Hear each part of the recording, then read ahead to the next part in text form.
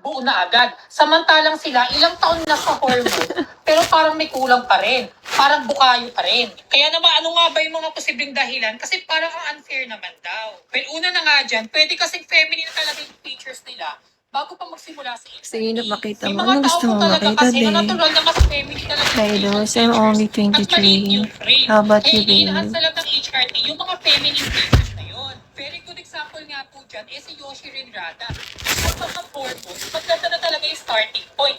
Feminine na. Masalo na lang ngayon Thanks na for the nalugi pa follow, sa hormones. guys. Next naman, minsan dito talaga nagkakatalo. Stable ng hormone levels at tamang HRT regimen. Marami nga sa mga pretty na Ano trans gusto na mo nakakausap makita, ko, babe? disiplinado at simple lang yung HRT regimen.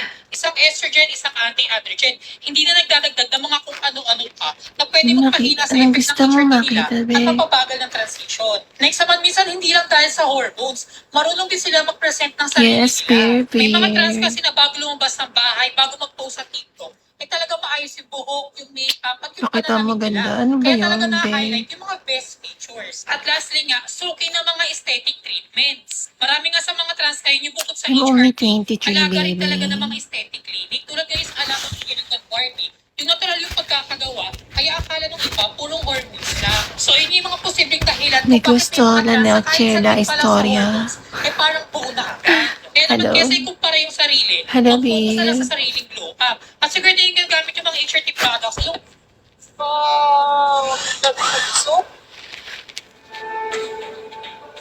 Oh, you're still young, babe.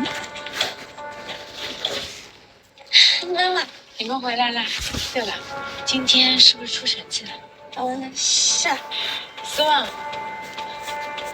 你刚来这边搞得怎么样？妈，我今天特别想吃您做的红烧茄子。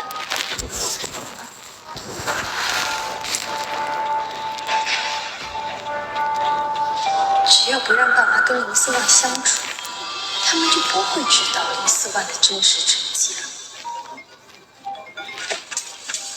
了。妈，我来。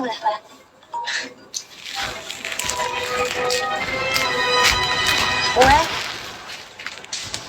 好啊， King, kala ko我一sa 定 akin 会找到的。 tawag. 拜拜。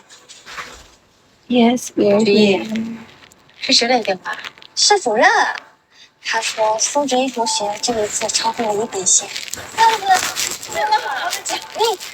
我的宝贝太厉害了。 I see, 那今天晚上 babe. 我来 Thank 给你多 you. 做几个菜。那我先去看看。好。 Hi, Titus. Good morning. Maybe Titus, do you like special surprise? 明天我亲自 Just 下厨，多 send 加点 this 颜色。记住我们 surprise 家 and then 居然取得 inbox 好 me, 成绩。 babe. 来，咱们一起干一杯啊！